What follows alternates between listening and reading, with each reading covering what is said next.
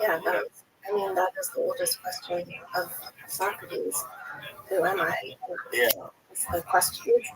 It's a deep question, and it's also kind of like a practical question. So I thought if you look at it more in actual examples, that would be interesting. And I guess I was drawn to the topic. Maybe, yeah, maybe because other people are studying it, or also because of experiences in my life. Just seemingly small things. Like one day, I remember when I was in graduate school, I was walking down the street, and I said, we passed a small dog, and I said, I really hate small dogs. Like, and I realized as I said it that it wasn't true. That I had to I love it. I actually really like that. What's wrong with some of that? That I had absorbed those opinions from somewhere, but like the person that such as I was aspiring to be, only like big dogs or something. But just noticing yourself when you soak up opinions and you're shaped by, even seemingly trivial things, and then also you can see that happening. Um, Maybe wonder like what did you learn from looking at these cases where people really seem to have been brainwashed, in history, or radically reshaped. And then there's brainwash yourself. Because if you say I small dogs, now you have to kind of defend it. And, that doesn't, and even if you say, God, it's not even true, but there's got to be a reason to hate small dogs. I don't want to come off as a moron who just says things. There are other people who feel the same.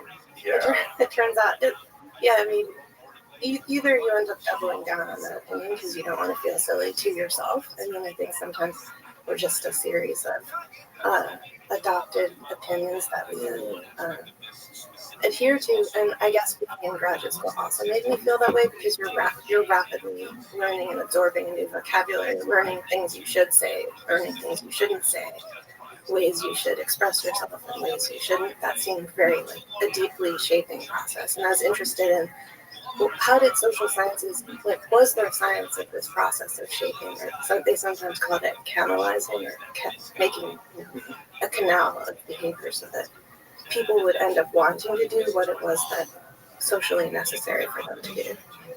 Well, universities are a great place for that, right? Because you can get away from your parents for the first time, who've indoctrinated you into their cult.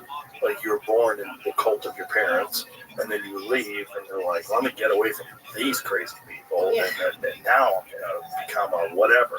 Yeah. Now I'm gonna figure out which group most aligns with my ideas and join them and rebel and fight against the machine and become a part of the new cult. Exactly. Wear something different or adopt. Suddenly I don't like certain kinds of dogs, or I wear a certain thing, or you have an interruption in the fabric of your extensive conditioning, and that is it's also an opportunity. It's not a nefarious thing necessarily, but it can take that truth about people. I think it can be nefarious for some people, unfortunately. But I think for a lot of people, just considering new ways to think about things is probably valuable. It's probably a good thing to have the opportunity to reconsider the way that you've sort of like canaled the grooves that have been deeply carved into your personality, where you automatically go towards certain things or think about certain things. I always think just an interruption is often good. Oh yeah. In your patterning. Yeah, that's why I think Zooming is really good. For traveling. Yeah. To resets. I've read that you have had a steady meditation practice. I've read it was like 2 hours a day for 25 years. Yeah. That's a lot of time to be meditating. Yeah, it really helped me so much when I learned to meditate that I never wanted to miss an hour. So I never missed an hour except when I was giving birth to my daughter, which was its own thing. You get a break from meditation for that. You get all that. And it's not like anyone made me or I necessarily thought I would do that. It's just that it's something that gave me a lot of perspective and peace, and I guess I just didn't want to go back. So I do think it informs how I do research, or I try to bring what I learn in meditation into my into what I do. Do you do an hour in the morning and an hour at night? Yeah. Wow. And for a year, I think a couple of times I tried adding more in the morning, so 2 hours or so in the morning and an hour in the evening or something, which has an effect, but it's hard to make room for life sometimes. Oh, for sure. But it does, you can sleep a little bit less. Yeah? Well, you don't want to make yourself sleep less, but sometimes it just does reduce the amount you need. Just by meditating? That's Really? what I found. Interesting. How much sleep do you need? I used to sleep like 8.5 hours, and then now I sleep about 7 or 6.5, or if I'm really tired, I might sleep a little extra, but I ended up just, yeah, so it so much changed my life that I just, I moved things around so I could always do it, so, and try to be adaptable. So I just mostly get up at a regular meditation time, which is like 4:30. What kind of meditation? I do Vipassana, which is a form of Buddhist meditation. It's just a form of observation, or someone once described it as practice and seeing things as they are. So you try to just, it's not trying to apply a lens over something or chanting. It's just it's cultivating observation of the subtle body ultimately, or just what is in front of you. And so you just sit in peace and think? It's not always peaceful. There is sometimes, yeah, but I mean, as far as like you're not bouncing around. sometimes I'm sitting, sometimes I've also had, adapted. So when my daughter was little, sometimes I'd hold her or be putting her to sleep or something. But mostly I'm just sitting there and with eyes closed, and then you kind of move, you observe just how you are, and the more you practice it, the more you can kind of go into it more deeply, quickly. I would think that would be a good protection from unwanted mind control too. Yeah. At least you could kind of have an assessment, do an audit of your thoughts, and sit back and go, how much of the shit I believe is because of X or because of Y? Yeah, it's like a built-in reflection. So at the end of the day, I have to say I'm often less still or peaceful if my mind's jumping around and I'm processing. Maybe it's even what I watched or was exposed to, and it's sort of a processing experience. And sometimes you're super distracted, but you can also notice that fact. So it just builds in, an opportunity for some distance, which then you can also try to bring into your life too. Were you, when you were young, had you ever been exposed to any cults or anything like that? That's a good question. Not when I was really young. Like, how old were you when you were first exposed to cults? In fact, I think so. That's a good question. I mean, my family is not this sort of cult averse, I would say. My father, I think they had friends once in later life. My parents had these friends who got involved in a large group awareness training, which is somewhat culty. And they take you in and you're not allowed to use the bathroom, and they lock you, kind of like keep you in the room until you're really uncomfortable and start to have revelations about how you could change your life. And these are, it's stuff like how long did that make you not go to the bathroom? It's to the point where it's uncomfortable. I can't remember. It's a long afternoon going into the evening, and often people come out kind of converted, and my parents' friends actually did, and they did change their lives in various ways. So they said, you have to come. And my dad, in the middle of it, he said, I have to go to the bathroom, and I'm not. He's like, I'm out of here. He just left. So I figured he was not programmable in that way. Well, I feel like any group that doesn't want you to go to the bathroom is stupid. It's probably a scenario. Yeah, there's no reason to not go to the bathroom if you have to go to the bathroom. That's ridiculous. I mean, it is typical of certain groups where they start to constrain your and people who might be willing to remain in that uncomfortable state and be constrained will end up staying longer, and it's sort of a self-selecting process, maybe. That makes sense, right? The people that are more willing to comply. Yeah, and I guess with me, maybe the first brush with the cult would be something like the various yoga teachers I've worked with. Oh, so many of them are so culty. Yeah. And there's one kind of funny story is I got very into yoga when I was living in Oakland, also in graduate school, and I would go. It was really helpful with school just to have very physical, demanding practice, but there was a community around it, and it turned out that the teacher was sleeping with many of the students, but I just didn't know it. I thought he was I don't know, I just thought he was. I admired him. I brought my boyfriend at the time he came to pick me up after class, and he said something like, and he's now my husband. He said, I just got the vibe that everyone there is sleeping with everybody else, and I was shocked. Like, no, that's not happening. But it actually was. So you could say it's a bit. I don't think it was a cult, but it certainly was a scandal. Yeah, I had the exact same experience.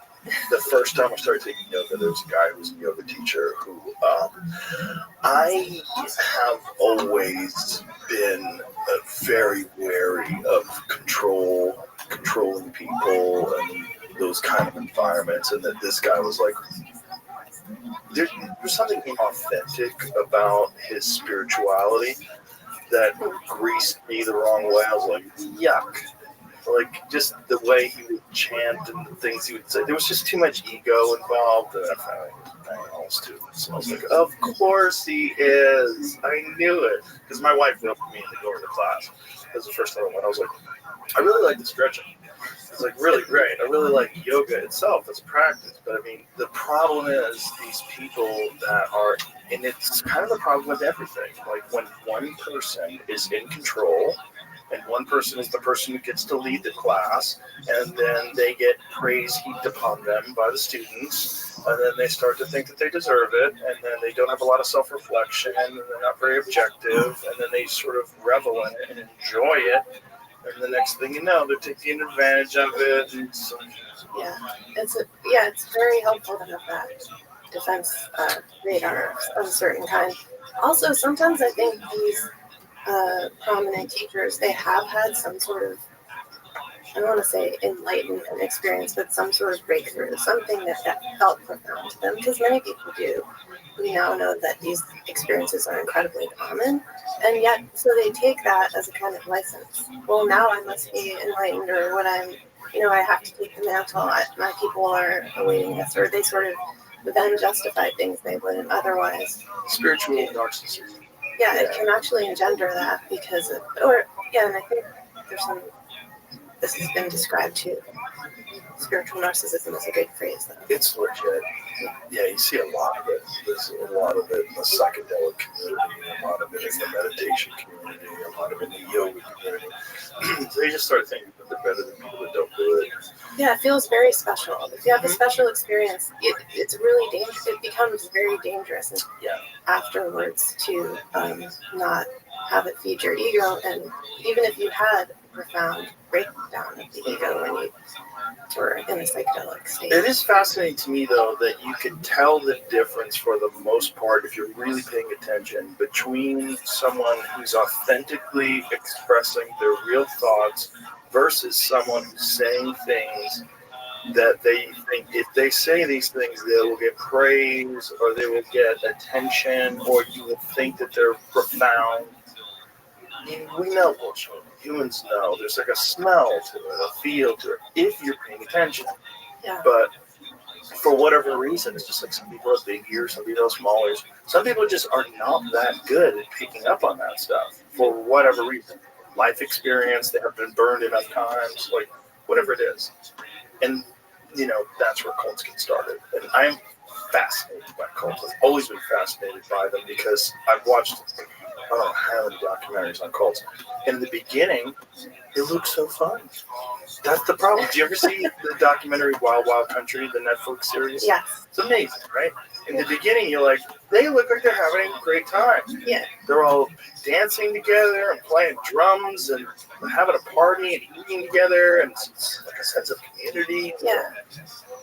That documentaries was so successful, I think, for that very reason. It actually perpetuates the allure of that, of Osho and that cult, because their outfits look kind of cool and the colors are beautiful, and the swirling, cavorting dances. My husband grew up in the Bay Area, and he's saying as a kid, he would run into members of that cult, and he said, what you don't see in the documentary, and he blames the documentary for not showing this sufficiently, is they were frequently armed. So on the side where you're not seeing it, they're holding, automatic weapons. Things like they really, in a way, they fell into the spell of the cult in the documentary a bit. Really interesting. That's interesting. Wow, I did not know that. And then you have to have a guy like Osho, because the way he would talk about things, his slow way of talking, the people, his beard and the Rolls Royces and everything. It's like, good Lord. He was really much more of a cocaine adept or enthusiast than people also recognize. I think he gets off a little easy in that documentary as well, partly because they're interviewing people who are still to some extent devoted, or they want to maintain that Osho. Well, also, what was her name? Stella? Yeah, she was so crazy. She was poisoning people. And she was such a great villain that it made him because if she wasn't in the documentary, he would be the villain. Exactly. Yeah. She pulls the focus. Yes. Yeah, most certainly. And the fact that she's still alive too, that sort of helps as well. Yeah. But I feel like it's a default thing in the human psyche because of our ancient history of living in tribes. That human beings have been very tribal, and I think being a part of a tribe, one of the things that happens is you sort of have to go along with the way everybody else is doing things. If you want to fit in, you want to adapt, and especially if you're growing up in the tribe, you don't know any different. This is the only group, and being ostracized from the tribe and kicked out is like, oh my goodness, this is the worst thing in the world. Now you're alone, you have to fend for yourself, there's no way you can. You have to protect yourself in the wilderness, and animals, and elements, and predators, and other humans. And so you have to. It's very dangerous to be alone. So you have to adapt to the tribe itself. I think that's true. Yeah, small scale societies have to. I mean, even the word cult in its technical or dictionary definition doesn't necessarily mean abusive organization. It just means small scale religious group that maybe, I think people deeply yearn for that sense of belonging, and that's why it does look so fun, and by all reports is very fun to get inducted into a cult. People get these exhilarated states. They often have altered experiences of altered consciousness, and they're empowered by it too. Well, fun fact, before I bought the place that I put my comedy club on 6th Street, I was under contract for a theater called the One World Theater that was run by this cult. And I kind of vaguely heard about it, and my friend Ron told me that the theater's amazing, you should buy it, because we were talking about buying a comedy club, you should buy that place. And so I got under contract. My friend Adam called me up. He goes, have you seen the documentary on that cult? I'm like, oh, no, there's a documentary. That's never good. That's never good, and it's really bad. The documentary is called Holy Hell. And it's about this guy who's a hypnotist, a yoga teacher, and a gay porn star. And that's a 1, 2, 3 combination. And he started out as cult in West Hollywood. And then after Waco, after that went down, the Cult Awareness Network started really cracking down, and they were investigating him. So he changed his name and moved to Austin and had his followers build him his theater. And fortunately, I got out of it. But I guess he was selling it. Well, he was gone. It had already fallen apart. The cult had completely fallen apart. But what's fascinating is in the documentary, in the beginning, it looks amazing. They're all cooking together and eating together and doing yoga, and they look so happy. And let's just be honest. In modern society, the day-to-day grind, the, keeping up with the Joneses, the stuck in traffic and doing things you hate, under fluorescent lights in a cubicle all day long is not attractive. Not only is it not attractive, it makes cults attractive. And these people were longing for something that was that showed them that no, you're right. This is stupid. The way your parents lived is stupid. The way all these people live in society, the way Thoreau described men living lives of quiet desperation. Like, yeah, that sucks. You don't have to live like that, man. Come live with us, man. And this guy was able to do this thing called the knowing. And the knowing was very difficult to get. People wanted it, he wouldn't give it to them. They're like, how do you? But when he would give it to you, you would sit there and he would put his hands, like his thumbs on your head and touch you. And these people would go into this intense state of bliss that even after they did this documentary, even after they realized he was a charlatan and they left the cult, and they said that moment was the greatest moment of their life. Because of the power of suggestion, the way the human mind anticipated this event and then built up to it, and then when it finally happened, this endogenous burst of whatever it is in the mind. I don't know which chemicals were being released, but these people claim that they contacted God for this brief moment that this man touched them. They kind of understood everything. Briefly. So it kind of worked, even though he was having sex with everybody. Not only was he having sex with these people, he was charging them. He would charge these guys for therapy and have sex with them. And, and they would talk about it afterwards. Like, thanks a lot. Like, dude, it was so horrible. Because, like, the documentary is so bad.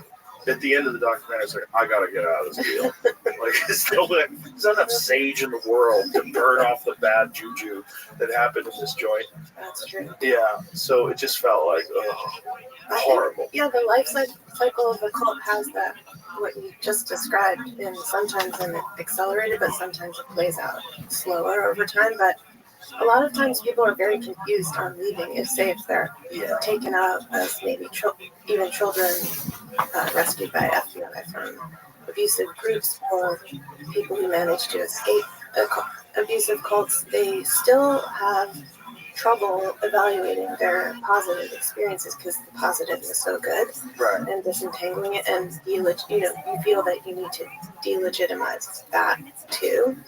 But I think so. That's why I think therapy can be helpful in someone who's experienced with cult ex members. I think the problem also is that it's their only community, and if you have to leave your only community and then just try to get out in the world, and you've been with this community for 20 years or whatever it is, right? What do you do? How do you do it? How do you find peace? Yeah. How do you find companionship? How do you find like that sense of camaraderie that's so deeply embedded in a tight-knit small community?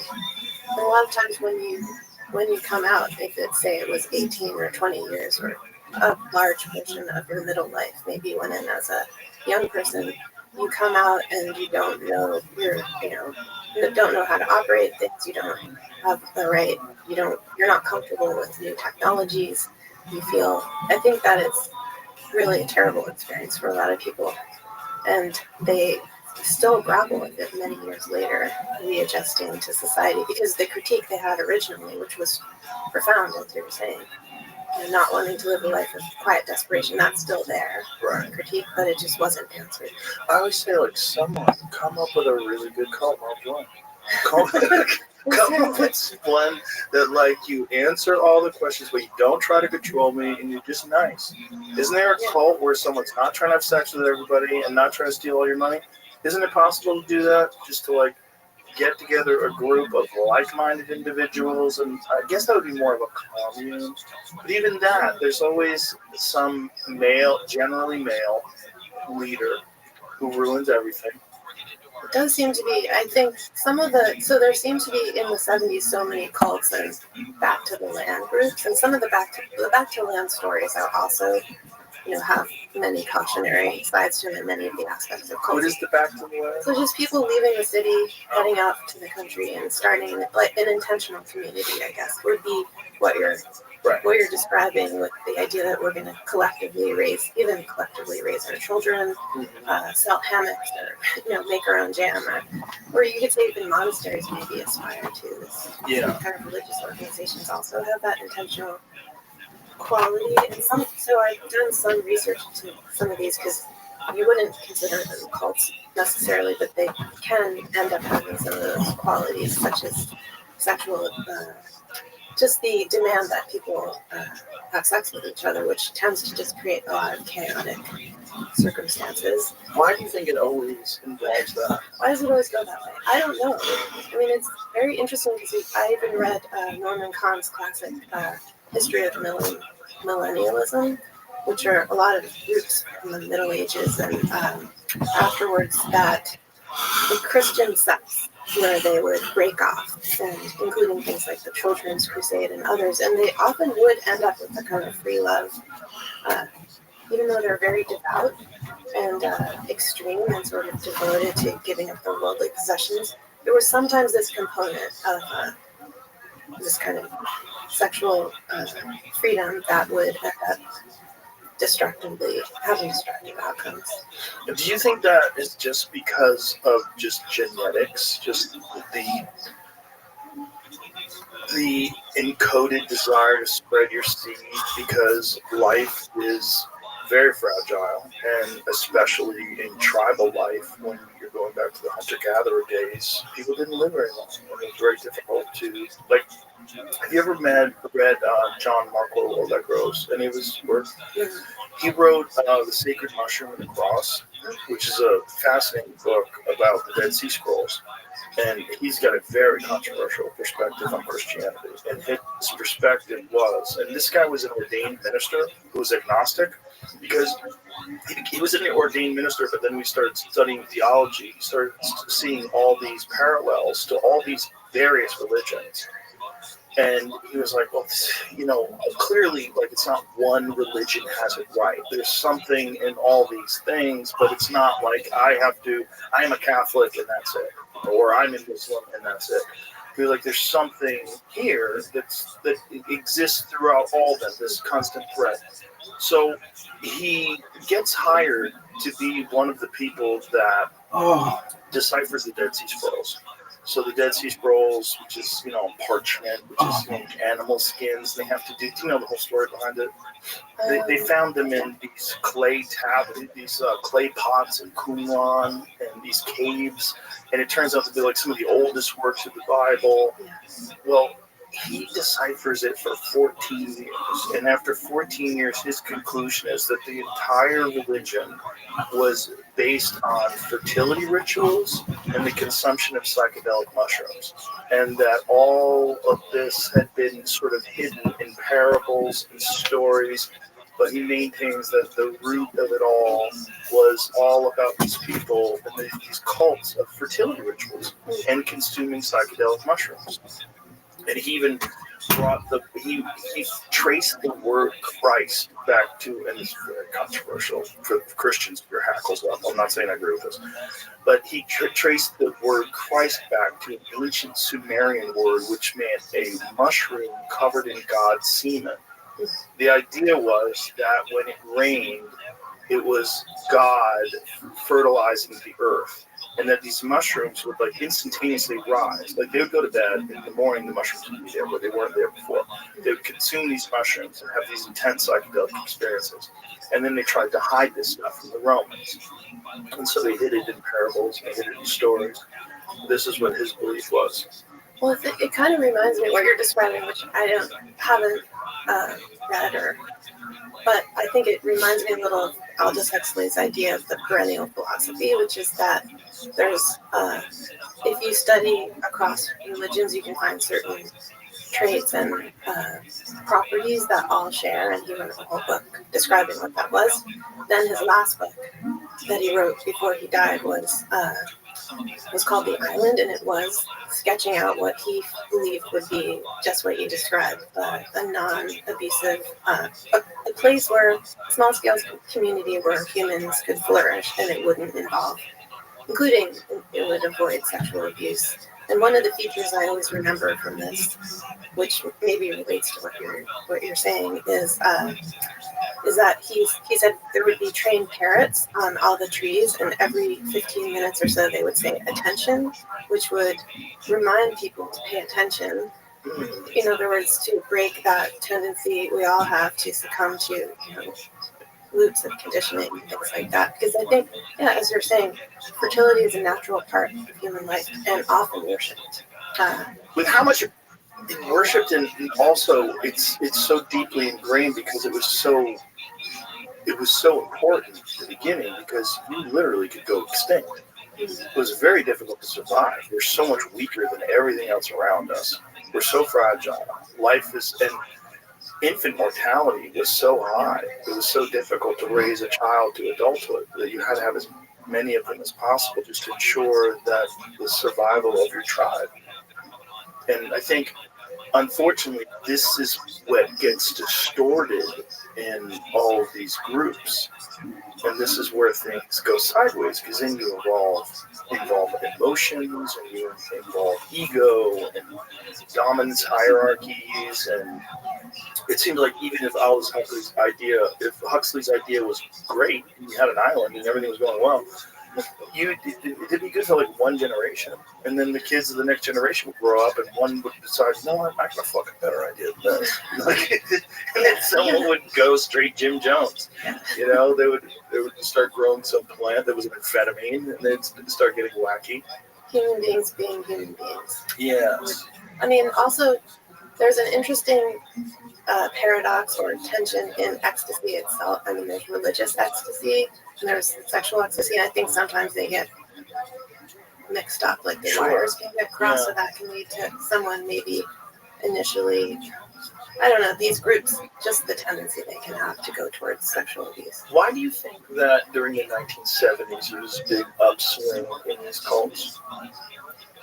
Well, it started in the 60s, from my understanding, although they were, they did exist before then, but yeah, there's a lot more interest in them, I suppose, because there's a lot more widespread questioning in U.S. society and also around the world. So cults emerged also in Japan and Europe and Latin America and also India. So certain. Do they have parallels? Yeah, they're parallel. Sometimes they would have branch organizations in different countries. So some people say in the group, the Children of God, sometimes the kids would be sort of moved from group to group because they had outposts in Thailand and they would grow up in London. And who was the leader of the Children of God? Which one was that? This was a guy named David Berg. This is the cult in which the River Phoenix and his family briefly, they were in it, but not. I think the parents ultimately took them out, but it's a really messed up, a very disturbing cult. And I actually write about and have met a member who's just sort of an average member named Ray Connolly. I met him at a meeting of the International Cultic Studies Association, and he left after 30 years, but he just describes in a riveting way how he joined. I think that's kind of representative of why cults started to flourish in the 70s. So he was a young man in college, and he was just feeling, he said he just felt that the traditions that his parents had brought him up in Catholicism that he'd been raised in he just felt that he lacked meaning in his life. He felt like reality was over there and he was separated from it by, there was like a saran wrap over everything. So he felt somewhat alienated. If they didn't know what the answer would be, he kind of yearned for the religious experience. And he went out to California, and I think he was at a concert at University in Santa Barbara, and he saw this group walking through during the intermission, and they were wearing these robes and chanting, and it was right after the Manson trial and murders. So he, in his mind, was this, he was scared of them. He thought that looks like a cult. But later, even though he had that thought, he would end up joining them for 30 years because he saw them later after the event, and he went back to talk to them because something drew him to them. I think he had dropped out of college by this time, and he said that they were eating sandwiches and they looked a lot more casual and approachable than they had earlier. And he just said, he was asking questions, and he said, would you like to recite the sinner's prayer right now and drop to your knees and, you know, and he said, yeah, for some reason he said yes.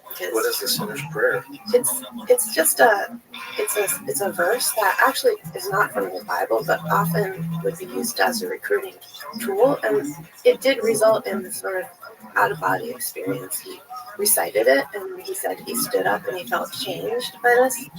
But it turned out that David Berg, he didn't know the name of the group.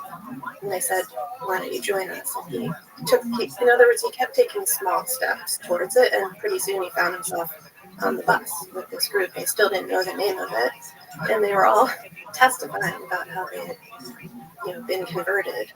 And he was asked to, add to the testimony, and he started talking about J.D. Salinger because he was just an alienated youth, basically, and nobody understood what he was talking about. They all just started singing and covering up his words, and he thought several times of leaving and getting off the bus, going to see his ex-girlfriend. He had just broken up with his girlfriend, but he ended up staying, and he ended up marrying 3 women, and just 3. Well, at first it was 1. They had an arranged marriage, and then it turned out this guy who ran the group, David Berg, he was a former furniture salesman. He then had some.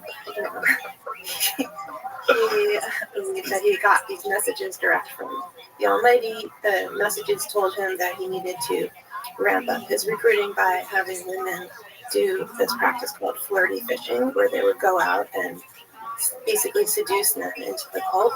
And then he started introducing these practices where they were supposed to have sex with children, because his idea was that this was natural. And so many generations of kids were raised in this cult with this, were either trafficked, abused, and it's really horrific. And Ray Connolly is interesting because he didn't engage in those things. He did end up having 17 children in the cult. But he 17 kids. He's a fascinating person because he left and he spent his time supporting survivors, and which is very unusual. What about 17 kids? And they came out too. How do they have time for anything else? I don't know. They're now mostly grown. Because he's quite elderly, but I guess it's interesting to hear him talk about how he saw the group changing and how what started out to be this profound experience, and he called it a dark hamster wheel of the soul. Like he was caught, and it became this. Basically, they were exploiting him in his middle-aged years. He rose to sort of mid-level bureaucracy within the cult. But anyway, this cult, Children of God, has, and today still exists. It has a different name. They still the same practice. No, they say they reformed. But many people are still pursuing lawsuits against them, things like that, who are adults today. They had, groups throughout the world, and they would move kids around. Things like that.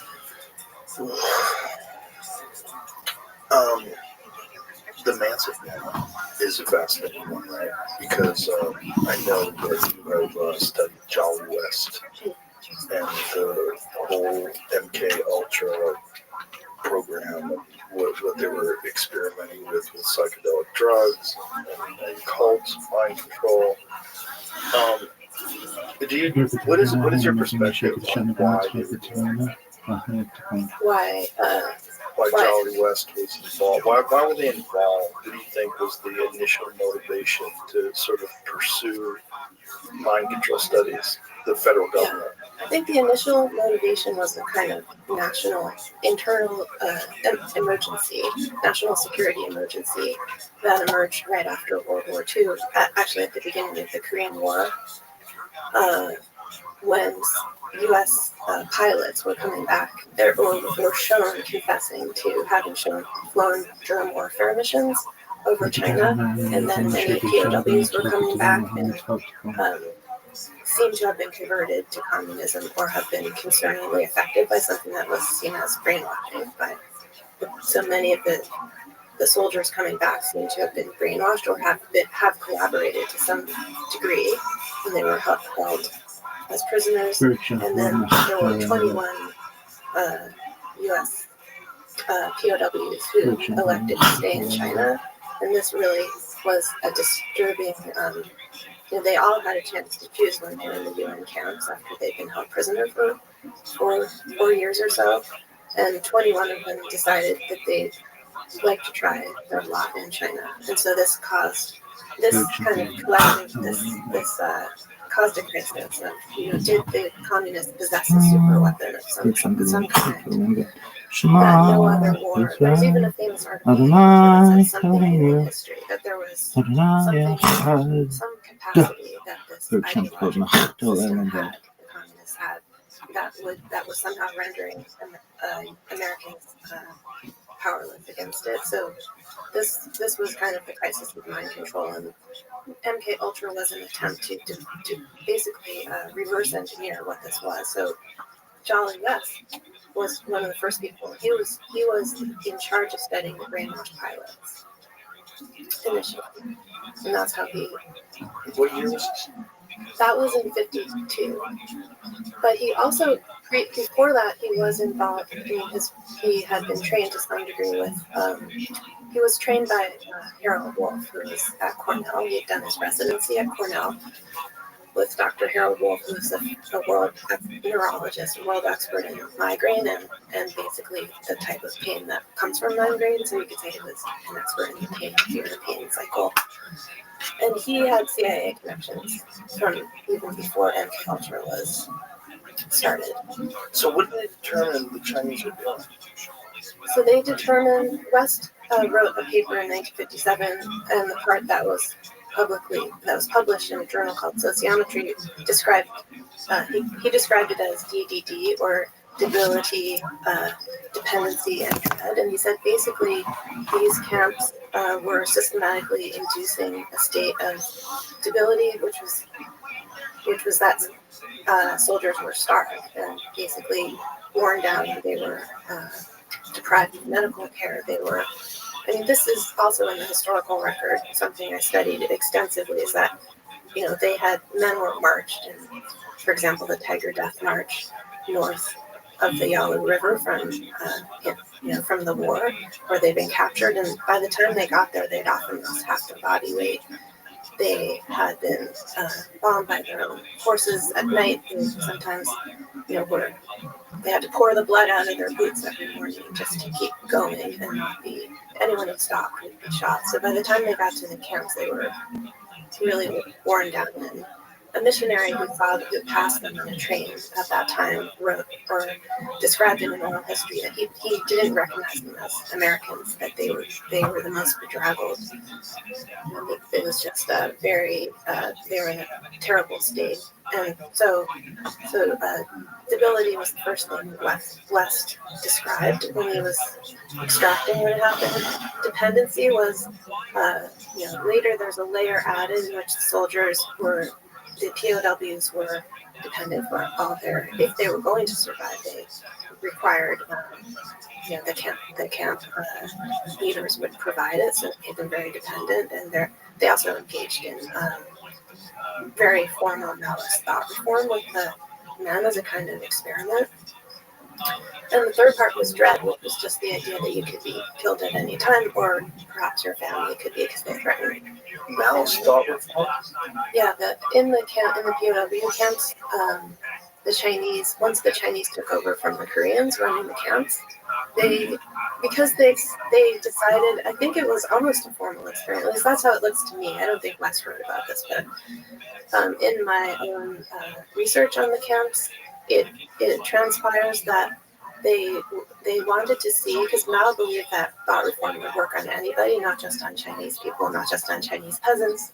He felt that only something like 7 to 8% of the human population was unreformable, and those people would be disposed of. But he wanted to check if these American soldiers would also be susceptible to re-education. So they really did a formal, 3-part re-education program on them, and men had many different responses to it. But when West met them, he studied many of the returning men when they came back to Lapland Air Force Base, and he extracted those three components of what had happened to them, DDD and them, and that's the way he became an expert on what he called brainwashing or coercive persuasion. So how do they go from that to like sponsoring the Manson family and Operation Midnight Climax and all the crazy stuff that they were doing?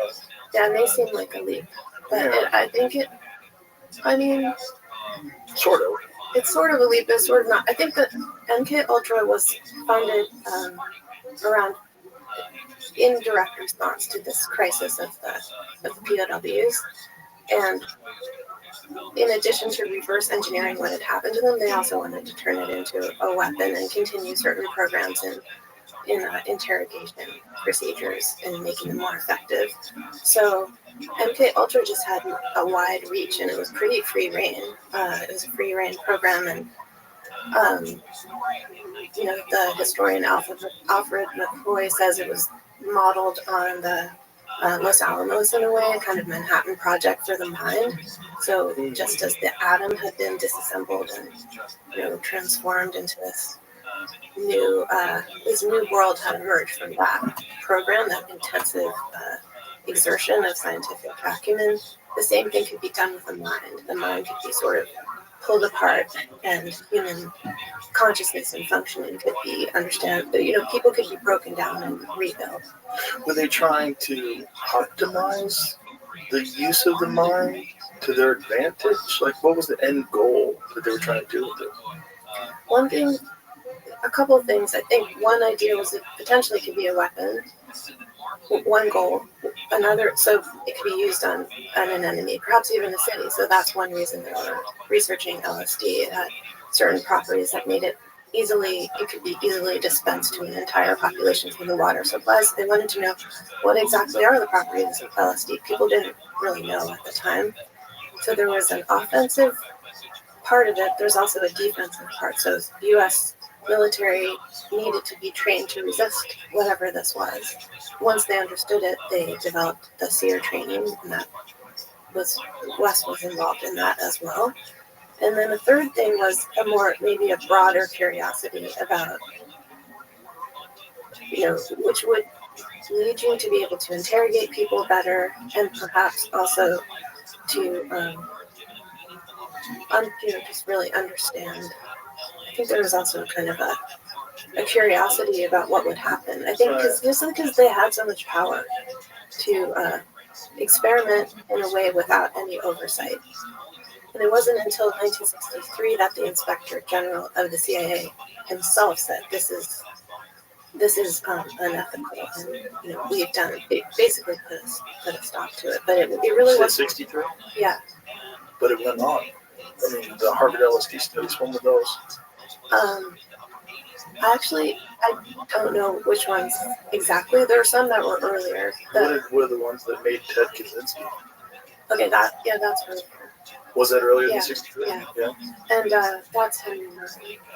Yeah, but so I don't actually know the answer to that question exactly how it continued, but they officially discontinued and destroyed all the records. So it may have continued under other forms. But Manson was 69?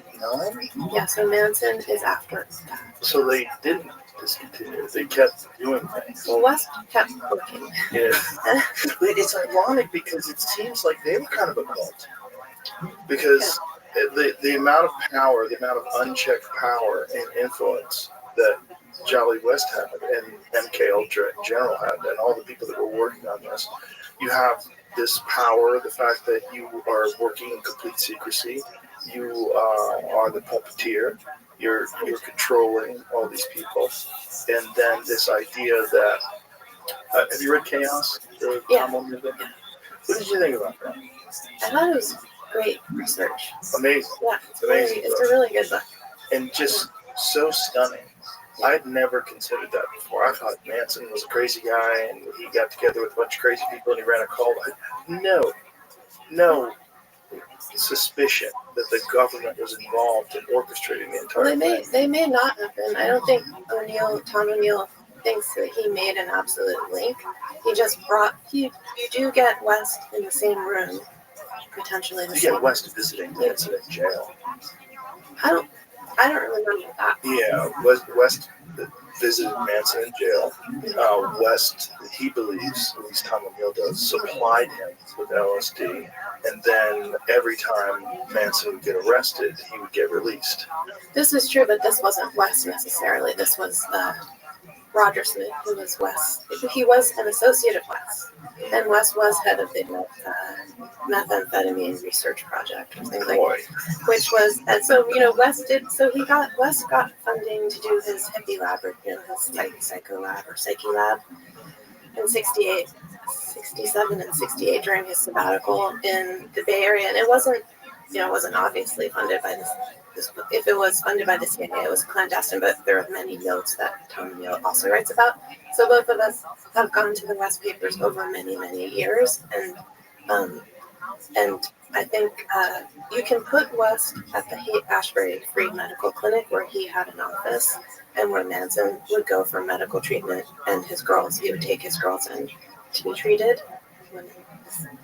His cult, and they were at the time, as I understand it, seen as a kind of a model cult, and many of the researchers under West, and we can prove that people like Alan Rose, who was a sociologist, they were trying to do an ethnographic study of cults, and what is the natural environment, how do they create bonds, and what is their relationship to American society and to drug use and things like that. So West would apparently hang out on the couch getting high and wearing, kind of dressed up in hippie garb with his middle-aged friends. And these graduate students and an undergraduate who he hired would be writing in their journals about how irritating he was. But, sometimes it seems like it wasn't very targeted, and it wasn't very efficient, and it wasn't really... there didn't appear to be a plan, which isn't to say... So, to me, it's not entirely clear what the relationship was with Manson. It is very evident he was bailed out several times by Roger Smith, who was also a psychologist as well as a parole officer. So that's highly suspicious. And Roger Smith did know West, and Dave Smith, who was the head of the medical clinic, also knew West. But these things it's hard to tell exactly how. I appreciate you being cautious. Yeah, that's good for you. I'm less cautious. Yeah. But I think it's also that is how the government functions in general. The idea that they would be so inefficient at everything except cults is kind of silly. I mean, it's a deep question. Yeah. Is it clownish, or because if you look at some of the other MK Ultra operations, they look highly inefficient, and they're dosing each other at the holiday party with a punch, and just many lives ruined. At the Operation Midnight Climax, it just looks like a free for all and out of control. But there are really concerning aspects of the Haight-Ashbury operation, I would definitely say. And Manson was, he could have been also an informant. Well, he certainly was, I'm sure. I mean, I'm certain he was connected. There's no way he just kept getting out of jail the way he got out, and the sheriffs who arrested him were told that it's above their pay grade. Yeah. It's kind of how the government does everything, though. Like, it's not like they would have it be this, like, very disciplined, rigorous, scientifically controlled study that, you know what I'm saying, that made sense, especially because they have so much impunity, they have so much power, they have so much, no one's observing them, they're working completely in secrecy, they kind of get away with it doing, and they're also imbibing, right? They're also... That's a factor. Oh, Sidney Gottlieb, the head of MK Ultra or the TSS, was regularly taking acid, which can kind of shape your consciousness. It was a little problematic. But, interestingly, since you mentioned that, there was a peer-reviewed side of it, and they actually, I got really interested in the cutouts from MK Ultra, so they had a legitimate side, and many scientists who worked for them, they were almost subcontracting to them, and some of them knew it was CIA money, and some of them didn't know. So even someone like B.F. Skinner received money from MK Ultra, but it was conduited. I want to say conduited through the Human Ecology Society, which was part of it, but it was just a front information, and they were really into these fronts. So some scientists, there was the group that later people would call the unwitting scientists, who would just they were doing the research they wanted to do, it just happened to be of interest Right. to the CIA. And then others would publish in legitimate journals, but then they'd have a classified version of their research that went more into detail in the aspects that MK Ultra was interested in. Well, that's also one of the more interesting aspects of MK Ultra is that it's very difficult to find out what was really going on, unless there was a bunch of files that were discovered, right? That sort of unveiled what was, and if those files had not been discovered, who knows what we would actually know about all this stuff? Yes, we wouldn't know. And they're actually amazingly. So this was the result of a FOIA request by John Marks, who was a journalist at the time, and he made the request, and everything had been destroyed except for the financial records. And but one thing I also want to mention: the CIA kept very good records of a lot of things, and even in the financial records, they still had copies of some of the commissioned projects. So that's how we know about them. That's and it really is accidental that they didn't think to purge their financial files. Well, it was probably so secretive that the people that were in charge currently when the FOIA requests were filed probably weren't really aware of it all. It was in the 70s. It was in 77 or so. Yeah, so you're dealing with, a decade had passed. Who knows if the people currently in charge were even aware? Because I would imagine a lot of this stuff is very compartmentalized. I think the destruction of the records had happened earlier, but that destruction had been, as we said, they made from their point of view, they neglected this batch of documents. Oops. And then the church committee came out in 75, and many revelations were made, although it was still partial. And then John Marks made his FOIA request sometime around then. It brings me back to yoga teachers, cult leaders, and then clandestine government operations. Like, whenever people have power, unchecked power, and insane influence, particularly influence to manipulate people and influence over people's minds. And if your established goal is to try to find out how you can manipulate people, what can be done, and you're doing this in complete secrecy with basically unlimited funding. It's all under the table stuff. Like, you could get away with so much. I think one component that helps this develop is to have a high ideal at the same time. Something like a kind of almost messianic purpose. Doing to save We're saving the world. Yeah. Not just America, but the world. Oh, yeah. And that's one thing one of the inspirations for my research was finding a book on the street many years ago when I was living in California.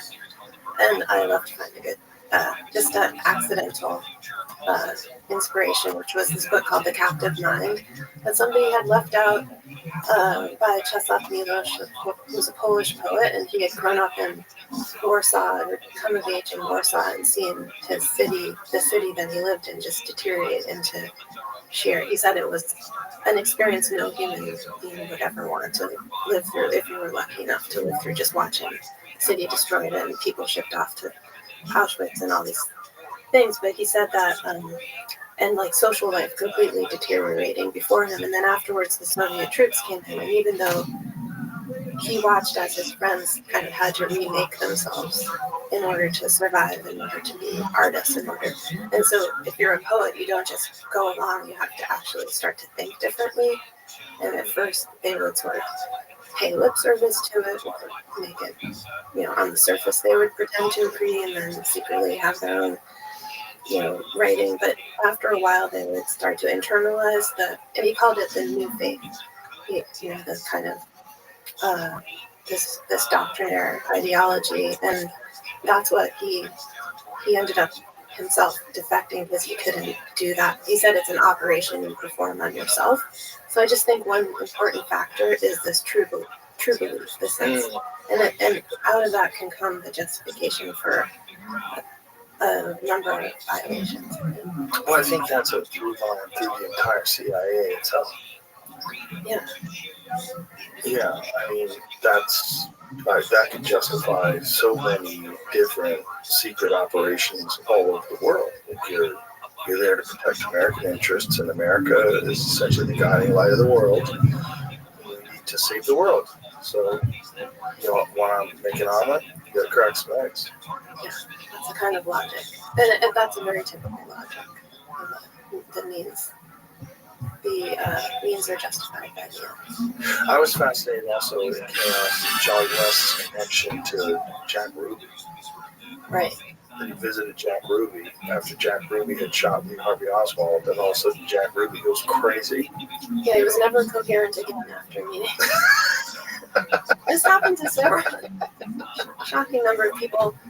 And in past papers, you can actually find the unredacted documents where he talks about some of the things he's been able to do with combinations of sodium, amytal, LSD, and various other psychoactive drugs. Well, among other things, he says he started to say or suggest that he could create memories. He knew that he could destroy a person's orientation to self and time, and so basically disassemble a person. But he also said he could use hypnosis to, not as anesthesia, which is a known possibility with hypnosis, but to create extra pain, so hyperesthesia. And he kind of said that he could actually make someone develop blisters or asthma or an ulcer just by hypnotizing them. I don't think he did that to Jack Ruby. Obviously, he had a morning with him or something. He had just had a short amount of time with him, but Ruby emerged apparently. I don't know that much about the Ruby episode, but I do know that West intended to write a book. He intended to write about 8 books. This is a note I found in his papers. He also developed cancer shortly afterwards. Actually, not shortly, but in the 90s. Oh, was it in the 90s? Oh, okay. I thought it was quickly. No, So this is it? Yeah. This was from around 1980 or so, but I thought it was interesting. So who wrote this? This is all West's handwriting? It's just a little sheet of paper I found in his archives. Biosocial humanism, a philosophy for a new age, integrative psychotherapy, the dissociative reactions, a different person, psychiatric observations on the case of Patricia Campbell, Patty Hearst. Yeah. Policeman at his elbow, a psychiatric memoir on the case of Jack Ruby. Oh, wow, this is his own handwritten notes. Yeah.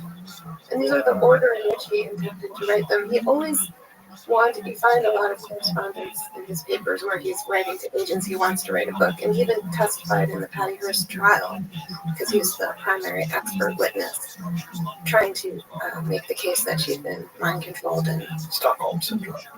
She should be exonerated, but he claimed that in his first minutes on the stand he perjured himself by saying he was the author of a book on POWs and brainwashing, which wasn't the case. But these were all the books that he intended to write. Oh, so maybe he was the author, he just didn't publish it? Well, he said he was the author of the published book, but he just basically he had. I think it was one area that he always said, in my next sabbatical, I'm going to write all this stuff up. That he never got to it. He's too busy doing acid. Yeah, maybe, and also he had a lot of extramarital affairs. That'll distract you. And a whole separate family. Oh boy. Yeah. It was very distressing to his wife. What a mess. And that guy was the head of MK Ultra. He wasn't I don't even know. He was a pretty prominent figure, but it's fascinating. Haight-Ashbury Free Clinic closed down shortly after Chaos was published. It did? And I didn't know it had closed down because when I was in San Francisco, when I lived there, that was a while ago, it was still open. Yeah, my wife's mom used to go there. My wife's mom was a hippie in Haight-Ashbury. I mean, it's kind of a great thing. Dave Smith was it was a true inspiration that he had because originally I think he was doing this dark research on animals, addicting rats to cocaine and things like that, and then he had this. Because he's been giving some interviews recently, he's still alive, the doctor who founded it. Just that that there was a healing crisis on the streets and that he should provide medical care to young kids who runaways and things like that. But he doesn't, of course, he doesn't admit to any connection. Interesting. He admits he knew West. Is that true about the Haight-Ashbury kills? I can't. My switcher fucked up and I can't get this thing off the screen. Okay, let's pause. All right, technical error fixed. You asked me a question. Valley West, was that true? Yeah, I asked you the Haight-Ashbury Free Clinic. When did it close? I believe it closed. I think Tom told me this. I didn't.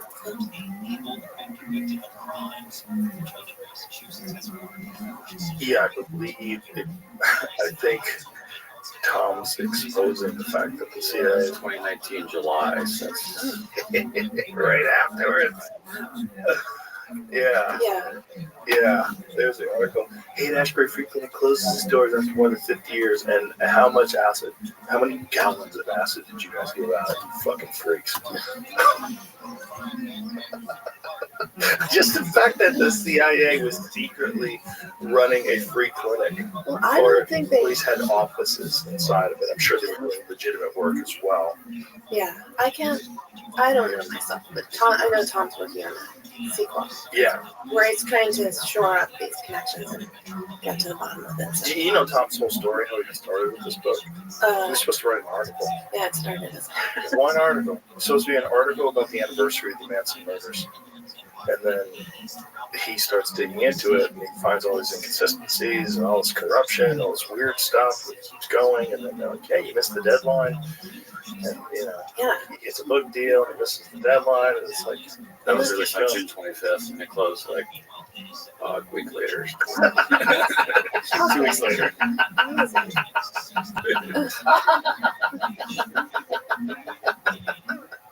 And actually, I think he, for a while, Tom, before he got his co-author, Dan Keepingbring, Yeah. his name is, Tom was thinking of just turning it into a documentary that he was going to let Errol Morris make.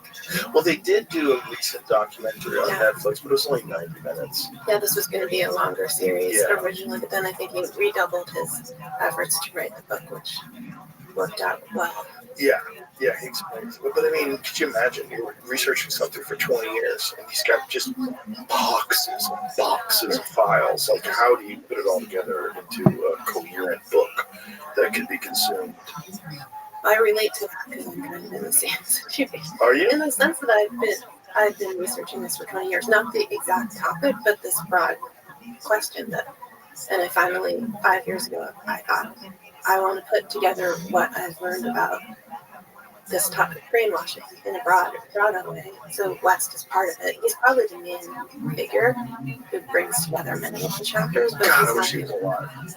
And it was kind of I have thought a lot about that, and I have a very good,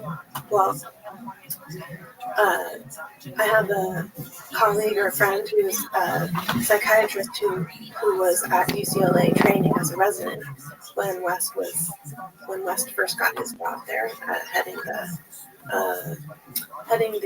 basically the Neuropsychiatric Institute right after Haight-Ashbury, and during the time he was in charge of the amphetamine research project. So West went there and he proposed as his major activity would be to found what he called the Violence Center, and it was a way to study violence in all its forms. So this is actually a theme that runs through. This is another theme I should mention as part of MK Ultra was kind of a search for a trigger of aggression. That's why West gave LSD to the elephant in the Oklahoma Zoo. It wasn't just simply to see what an elephant would do under the influence of LSD, but to see if they could trigger. They write about this in a publication in Science magazine. If you could trigger, so elephants regularly go through lust cycles where they become, even though they're very, very pacific animals, peaceful, they go through a cycle of violence yearly. And he wanted to see if LSD would trigger that cycle chemically. Does it coincide with breeding season, like it does with other animals, like deer when they start fighting each other? Yeah, it's just the males, I think, and it does have something to do with breeding. I'm not sure, so it's the male Asiatic elephant. So West found this elephant named Pesco at the Oklahoma Zoo and famously gave him LSD in 1962 or 61, and then the elephant died tragically from the acid.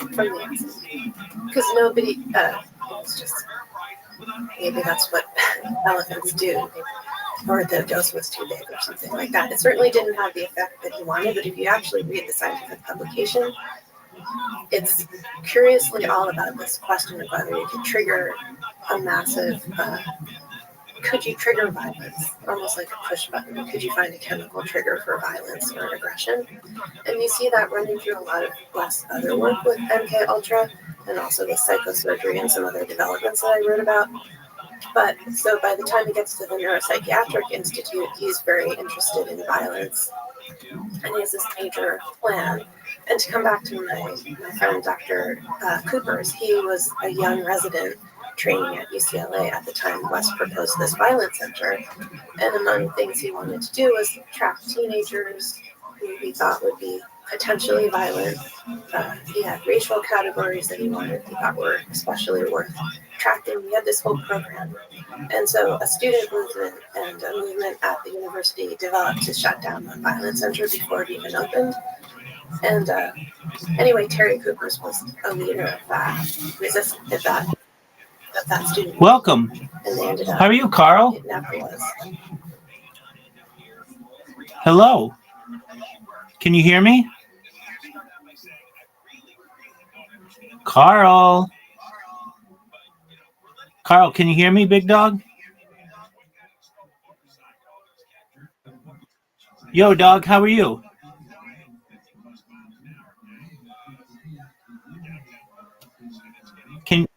Carl, you fuck. It never went forward, this huge project that West had.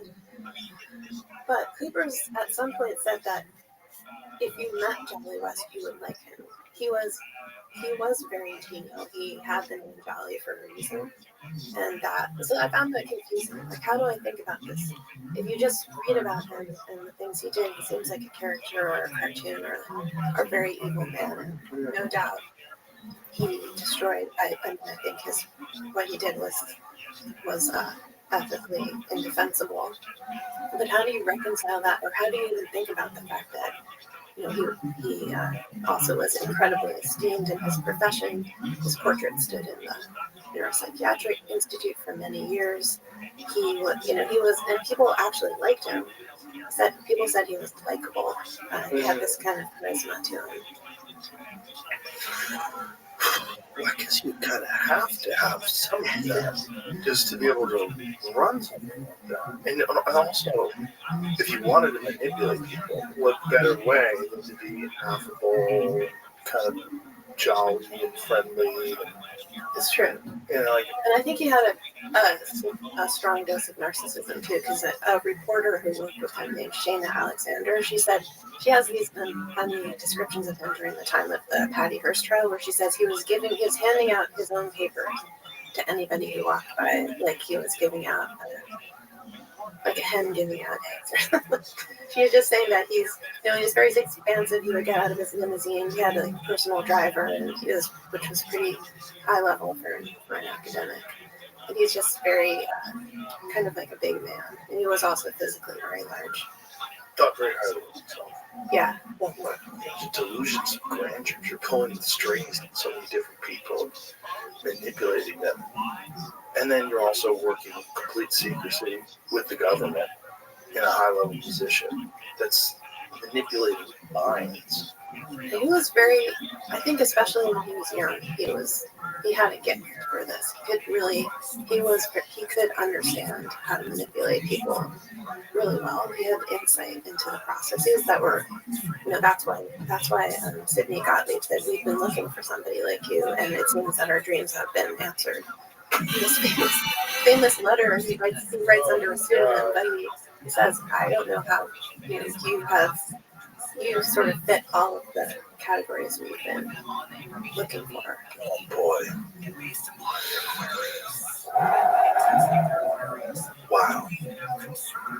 Wow. It's a dark chapter. Yeah. So how's it end with Jolly West? How did he die? So he died because by his son helping him commit suicide or his son basically murdering him at his request, Mark West. And Mark West was a lawyer, kind of middle-aged lawyer by this time. West had a severe form of cancer, and he was maybe a few months from dying, and he asked his son to surreptitiously, and it was illegal, so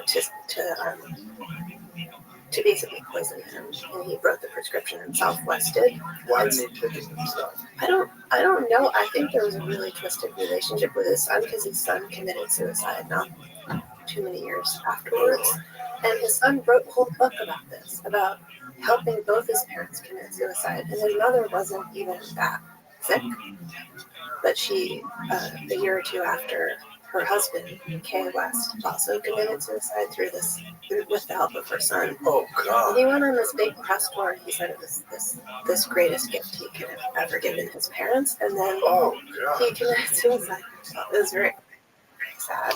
Welcome, Carl. Very sad because the book gives you some insight into what How are you? like as a parent, and I would say. That the fight song? What year was that he committed suicide? Mark, Jolly. You want me to freestyle over this? What you want to do? Want to be ballers, shot callers, brawlers? Who be dipping in the Benz and the spoilers? On the Lope and the Jake and the Taurus, trying to get my hands on some grants like Horace. Yeah, living the raw deal. 3-course meal, spaghetti, fettuccine, and veal. But still, everything's real in the field. And what you can't have now, leave in your will. But don't knock me for trying to bury 7 zeros over in Rio de Janeiro. Ain't nobody's hero, but I want to be hood on your hot 9-7 every day. That's my word. Swimming in women with their own condominium. 5 plus 5, who dropped millenniums? It's all about the Benjamins. What? And West had a special office built there. He was hired there mysteriously when they wanted to move. He wanted to build what he called this free zone of experiment where he could give LSD, hypnosis, and sleep deprivation, and combine doses, to whatever increments he wanted to adjust. He was going to build that at the Air Force Base, and he was all set to go. And I even have the receipts and papers and a lot of correspondence in his files about this. But the Air Force at the last minute backed out and asked Gottlieb to basically they transferred it to the university and built a whole warren of cutouts to hide that. Wow. It just makes you wonder, because if we had not gotten, if the Freedom of Information request had not been acted upon, if they had not gotten those files, if we didn't know the extent of this research, what's going on right now? I had this conversation. It's an important question because we don't. I mean, in a sense, it's interesting to think about the fact that these things took place at the high point of government dedication to documenting itself, the mid 20th century. Because I've done most of my research on the mid 20th century Cold War period, and it's kind of luxurious. They all kept very good files. Sometimes they would destroy them. That's the exception. Everything's typed out. Everything's on paper. But as things become digital in the 80s and then beyond, much less a lot takes place through email and increasingly through government exchanges may take place through Signal that no record is kept at all. So we're probably in an archiving crisis today. Archivists have tried to keep up. We don't necessarily keep excellent records of the internet, for example, or there are so many avenues where exchanges can be taking place and they're not leaving a paper trail. It's just, for me, when I think about the extent of these experiments and what they were willing to do and how effective they were, I don't believe they would just stop doing that. I think if you have effective methods of manipulating people and getting them to do what you want them to do with various psychoactive drugs, different sort of modalities and different protocols that you would use. I can't imagine I would stop doing that, or at least stop doing research into that area, because it would be so effective to know. And then, like all things, it would evolve. Yeah, so it's a good question of what form it may have taken, and I don't know the answer to that question. It may be hard to know in the future, which is further destabilizing. Right. Well, there's so many different kinds of mind control, right? You know, but one of the things we talked about a lot on this podcast is that an enormous percentage of what you're seeing on social media in terms of interactions and debate is not real. It's not organic. It's state-run, state-funded, and it's whether it's foreign governments or our government or even corporations, you're getting inorganic discourse that's designed to form a narrative, and which is a form of mind control.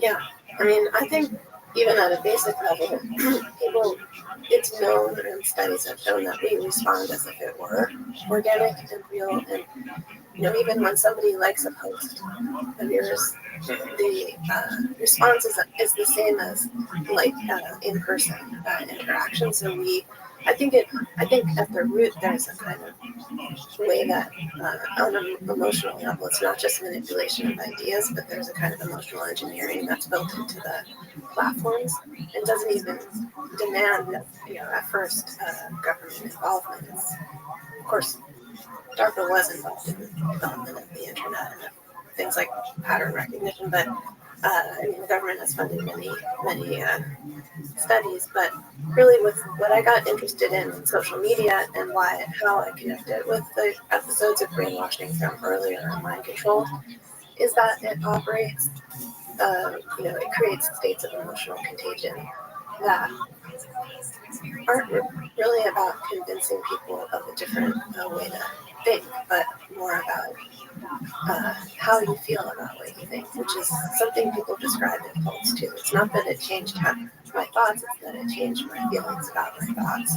And so there's famous Facebook experiment I read about that took place in 2012 and was published in 2014, where they announced that they've achieved mass emotional contagion at scale, which showed that people exposed to it when they altered, so they took 700,000 users or 693,000, I think, without informing them, but because your user agreement does agree, make it whenever you go on the platform, you agree to be tested or A/B testing. So this experiment exposed a group to their newsfeed was altered in a negative direction emotionally as measured by word counting software. And they discovered that group that had a negative exposure also responded in a more negative way as judged through their posts and likes and responses. The group that was exposed to a more positive newsfeed by altering the algorithm then had also a measurably statistically significant effect of more positive emotional response, and the control group was unaltered by this. So you agreed with this when you signed the terms of use on Facebook? You agreed to test it? Well, it did cause a controversy, and after that, the research team didn't publish publicly. But you do agree. You agree as part of it's sometimes seen as user experience, observations or A/B testing, things like that. But so this is why there was an ethical debate when the experiment was published in 2014, and people and on the Facebook page of the research group that did the experiment, at least one user wrote in saying, could I ever find out if I was in that experiment, because I was in an emergency room at that time with, threatening to commit suicide, and I want to know if my feed was altered, and maybe that pushed me over into that state. And of course they could never know, and it can't be traced backwards, and other people had a similar response. And there's even an investigation by the British government about whether this should be sanctioned because it affected users internationally. But I don't know what, ultimately there doesn't seem to have been any sanctions that came out of it, and anyone associated with it mostly promoted But it's very interesting because just the concept of emotional contagion was in that way operationalized and sort of shown to be. It's almost like an announcement that this was a possibility. And 2012 was kind of an important point in the development of social media and its power. Well, it's also when you see the culture war really kick in is somewhere around 2012, and this bizarre line in the sand between the right and the left, and ramping up all of these ideological hot button issues.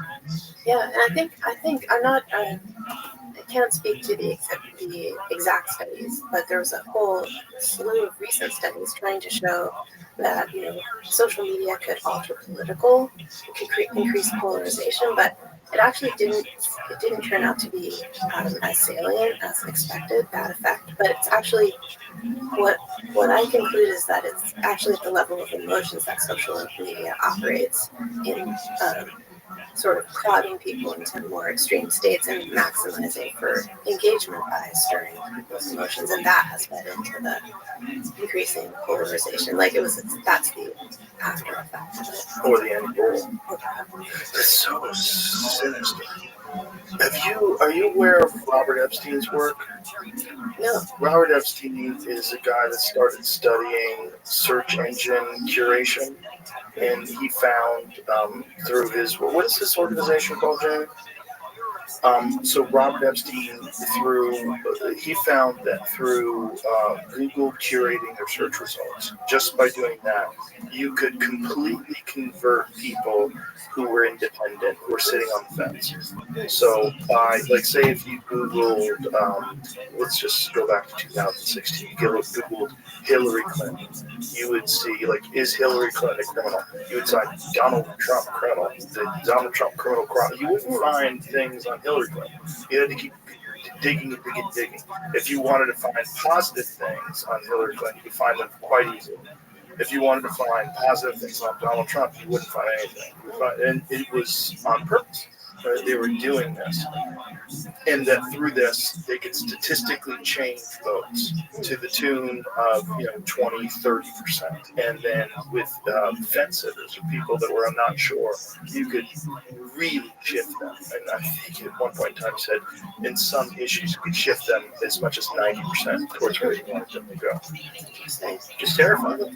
Because you would think, I always thought before I talked to him, I kind of thought that search engines probably have to be curated to some extent, but I never knew it was that much. Here it is, the American Institute for Behavioral Research and Technology, nonprofit, nonpartisan, 501 organization founded in 2012. But when he talks about it, what the research has shown, it's quite disturbing, and he tracks it. So they have computers that track bias in search engine results and bias and what you can find. It used to be that certain search engines weren't curated. Now they are. Like DuckDuckGo used to be pretty open, and now, like, I remember I used DuckDuckGo during the pandemic because I read about this doctor who had taken the mRNA vaccine and then, like, almost immediately had a stroke. I'm like, wow, that's disturbing. And they were connecting it, at least, correlation to the vaccine. And this is the early days. And I'm like, this is fascinating. So I tried to find it on Google. I could not find the story. I found it on DuckDuckGo within the first page. And I was like, that's crazy. And then, within a couple of years, DuckDuckGo, I think, it's probably sold or something. I don't know what happened, but it seems like Brave browser or Brave search engine seems to be the only one that I've found now that can find you controversial things. But if you're looking for what they would call malinformation, so they came up with different definitions. There's misinformation, disinformation, and then malinformation. And they were trying to censor malinformation. Malinformation is information that is correct, but that would be ultimately harmful. Right. And so they put vaccine side effects under malinformation because it would cause vaccine hesitancy.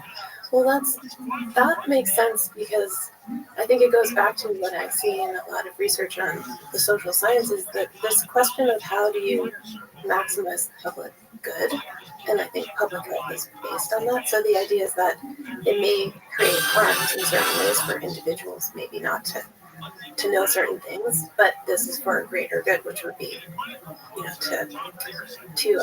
the eye of the public health organization to maximize, vaccine use. That would be true if the vaccine was actually as effective as they were saying it was, which turns out to not be true, and that they knew this initially. So I'm much more cynical, and I think it was all about maximizing profits and discouraging dissent.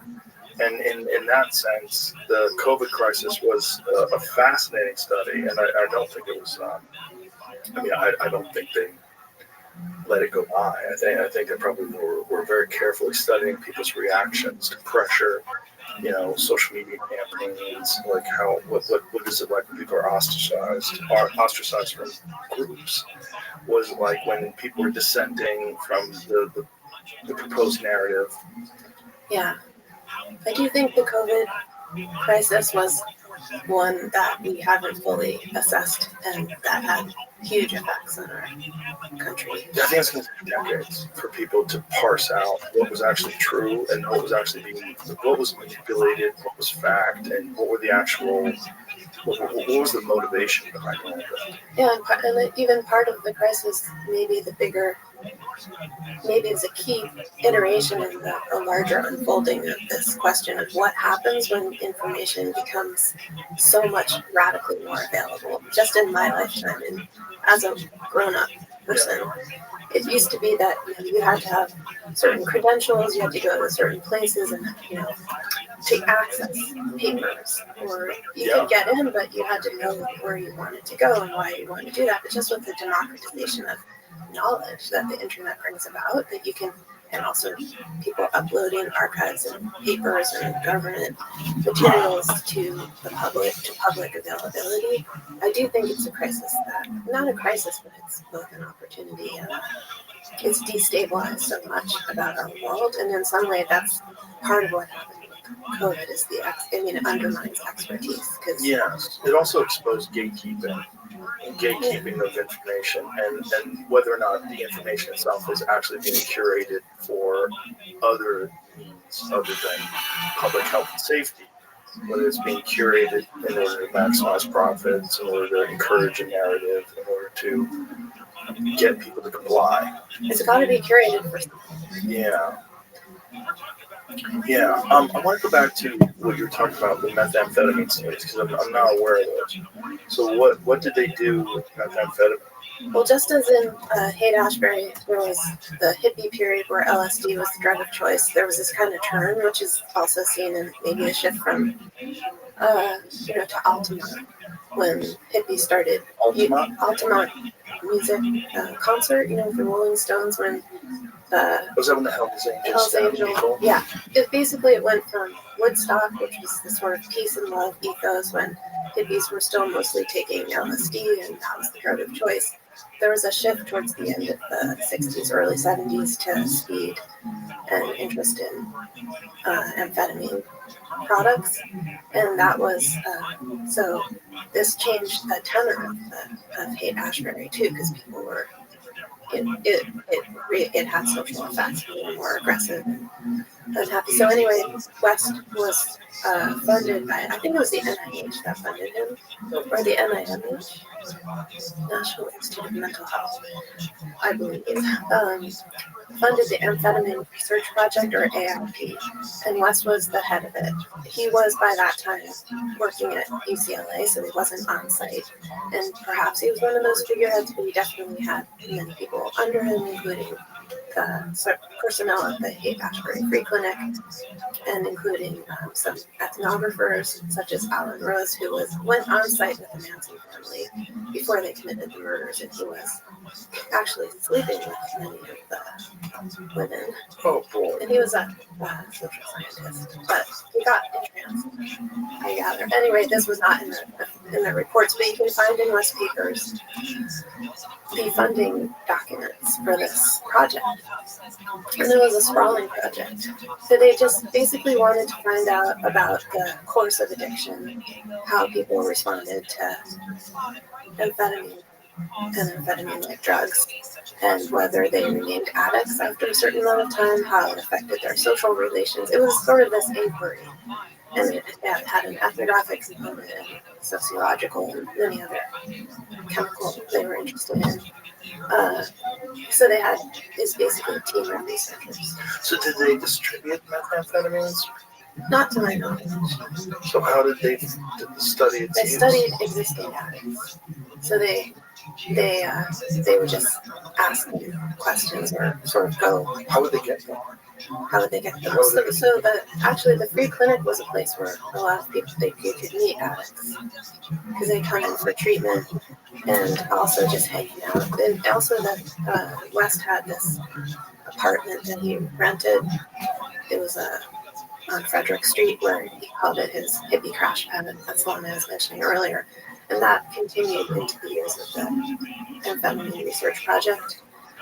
And people who needed a place to stay or a place to crash would come there, and then they would sort of be studied at the same time. And maybe that just meant like graduates being taking notes about them or something like that.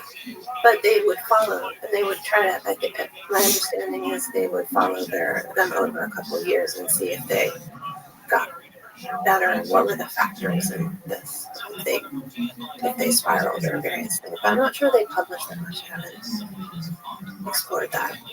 And what was their finding? Like, what did they determine with methamphetamine use? Could they accentuate violence? Could they manipulate people with it? I mean, that's my sense. I think at the documents I've seen were more funding documents they didn't yet know, that they would postulate that it definitely brought about a different type of social life and more violence and things like that. Have you read Oliver's book, Blitzed? No. It's about Nazis and use of methamphetamine during the war. I think I heard of him interviewed at some point. Yeah, he was on the podcast, and the book is fascinating. It's all about when they went through Poland in 3 days. The only way to do that was for them to stay awake. They formulated this thing, so they gave everybody massive doses of methamphetamines and sent them through Poland. And that they were all, like everyone was on methamphetamines. Like the entire Nazi regime was essentially fueled by speed. It's funny how we don't think of that. Yeah. Just think evil. You just think evil. Yeah. Not like high end. Yeah, crazy, high, evil, completely disassociated, out of their fucking minds, methed out of their heads. And they gave varying doses depending on your role. So the people that were in tanks at the front of the line got the most time. Yeah. Or girls. Well, those in the Sure. Killed them. Sure. Yeah. And that thing reminds me too. I mean, one of the haunting details of to go back to Nancy family is that Leslie Van Houten described in an interview how Nancy and one of the things she did was encourage them to take acid every time they started to come down. They take it again, and they would continue to see how long they could go without ever coming down. And that's the kind of time that people heard this. I mean, wow. It's really up to date. Yeah. What are they gonna do? Oh, they approach me. Yeah. So we saw him years later when he was worn down by life. It's so fascinating that people would just sit back studying effects on other things. Knowing, well, it's important for information, and this is important for national security, but you're just going to live with yeah, there's definitely there was even a term in this called extinction experiments, which were experiments that led to death. And this is the people considered disposable, so that they've been prisoners. There's a section on it in John Marks' book, The Search for the Manchurian Candidate. Yeah, so there's probably an unknown number of prisoners of war from other armies who were held in camps in various places. This is actually what, the case of Frank Olson.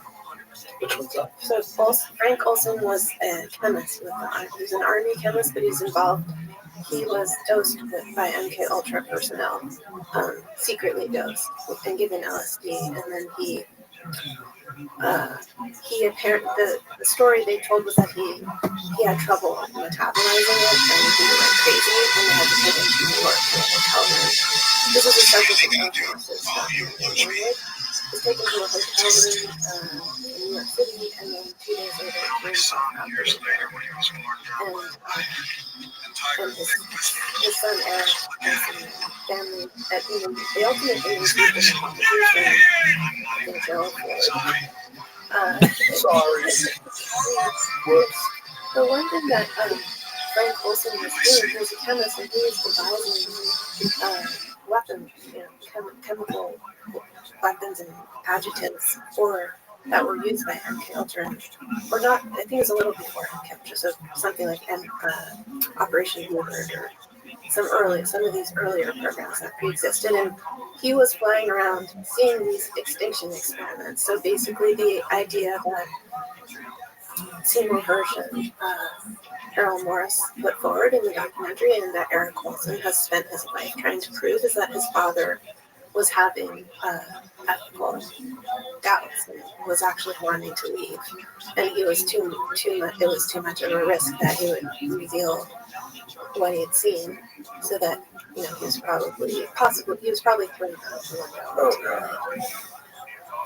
wow. Does it kill your faith in humanity when you start reading all this stuff? Yeah, I had a very dark semester class when I started writing that I really needed to just have full time I've been teaching about these things for many years, but I wanted to just rethink it. And I spent a whole year at my desk just going into as deeply as I could into various cases, like the psychosurgery case and the MK Ultra stuff. And yeah, Psychosurgery? there was a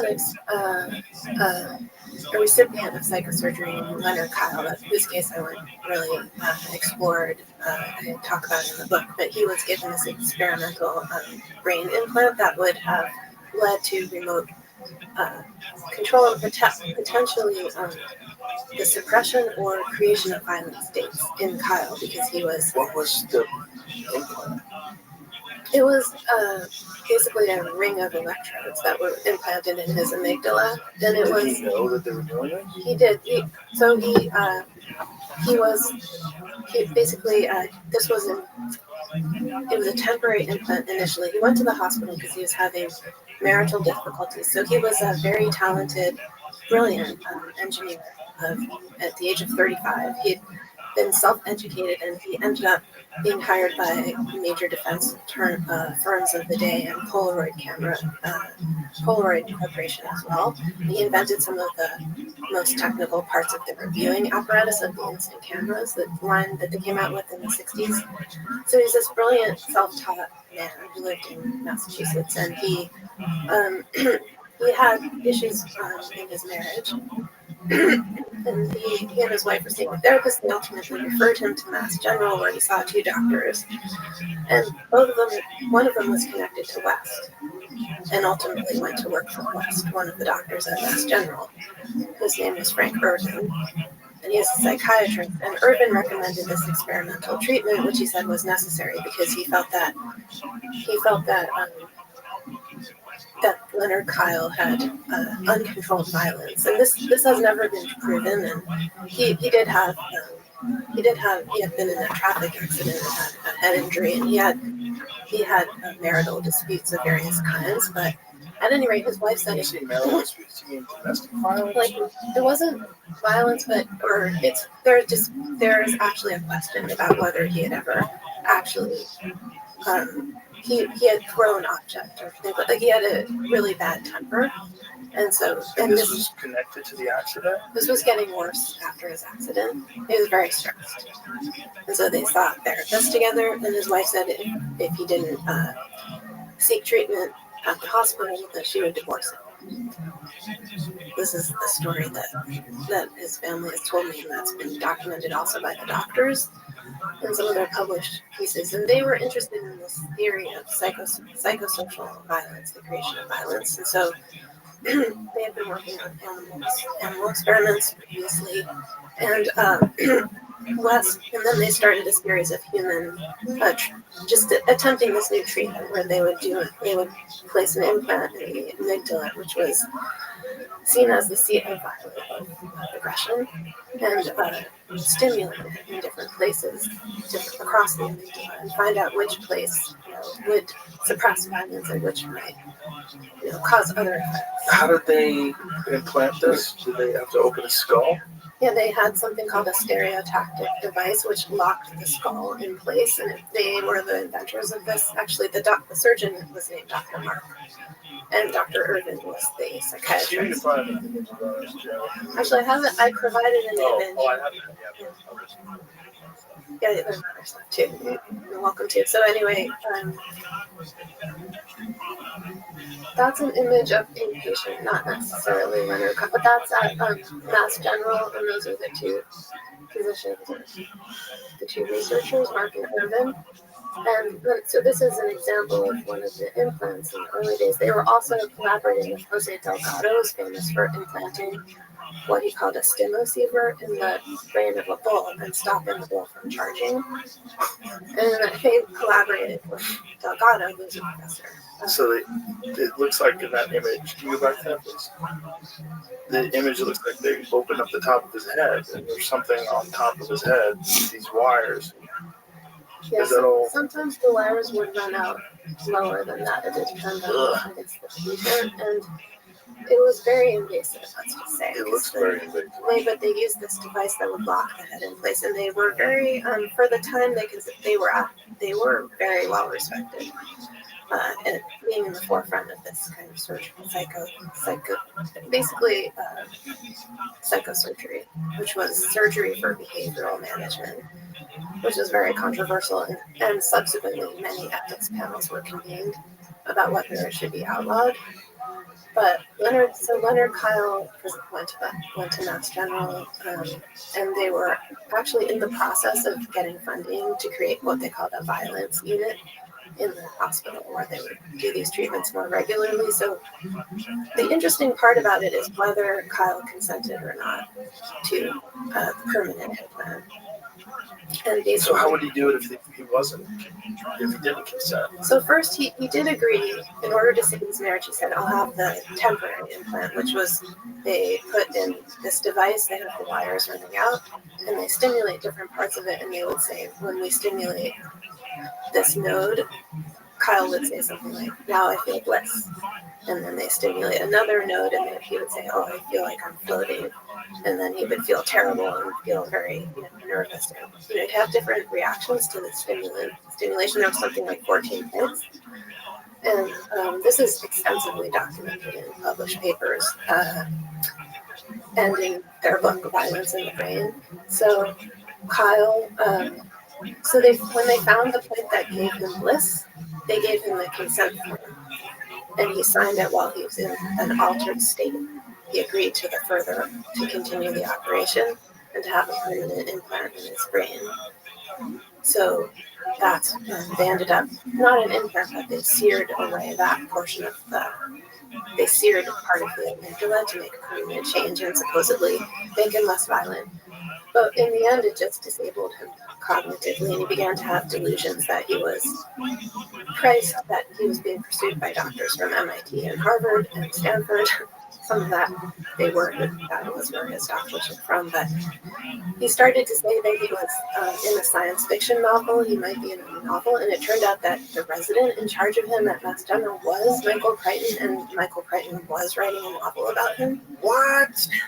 And the novel is called Jurassic Park, Michael Crichton? Yeah, that Michael Crichton. He was trained as a physician beforehand. So all his paranoid delusions were strangely true. And he also, so Michael Crichton wrote the book The Terminal Man, which was the second novel that was about Kyle, and he masks the name of Kyle, but he describes him accurately, and then he changes the doctor's names. Instead of Mark and Irvin, he gives them a name with M and E as sort of pseudonyms. But also, Kyle at some point, and he deteriorated in a very tragic way, and he had this delusion that his wife was having an affair with their boarder. They had taken on a boarder to save money, and it turned out that she ended up marrying him.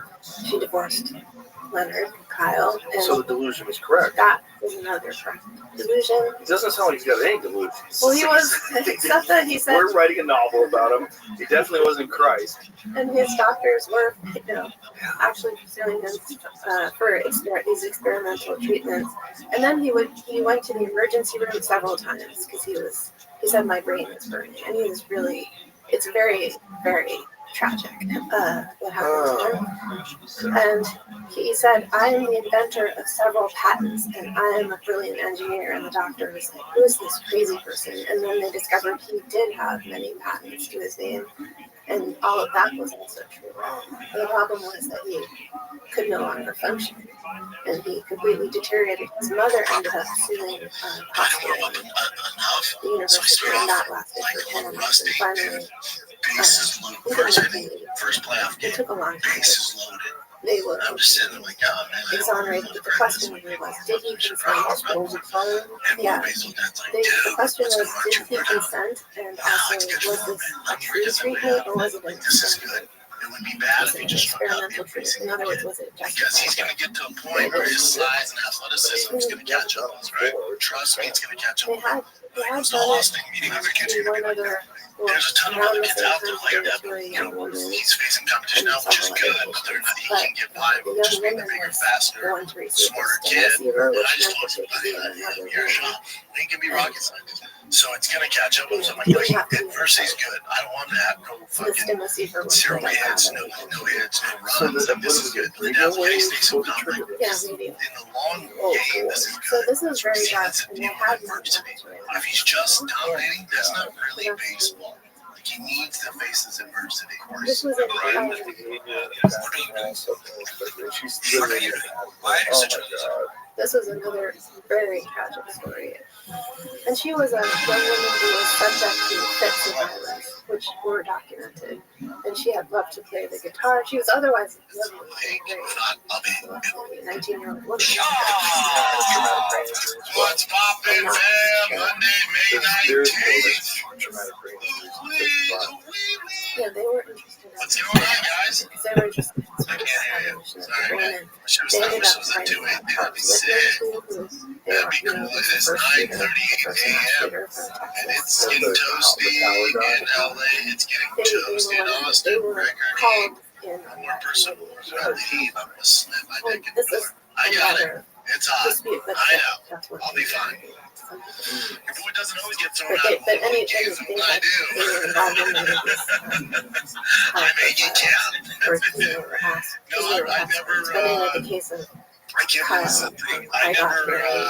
I don't say very much as a deep coach. I into coach it, the and rec, I not met the travel some ball. of That's his beyond grandchildren my who pay had grade. been raised not I only coach my with son's their rec grandfather, but team. some of them It's the one of them playoffs. And is writing a book about him, or trying to, I and don't say trying to much discover the because history A, I of don't a lot of the fucking things. Shrek out there, so Didn't know, they're or really it had just been intimidated. suppressed. Most of them are And, cool.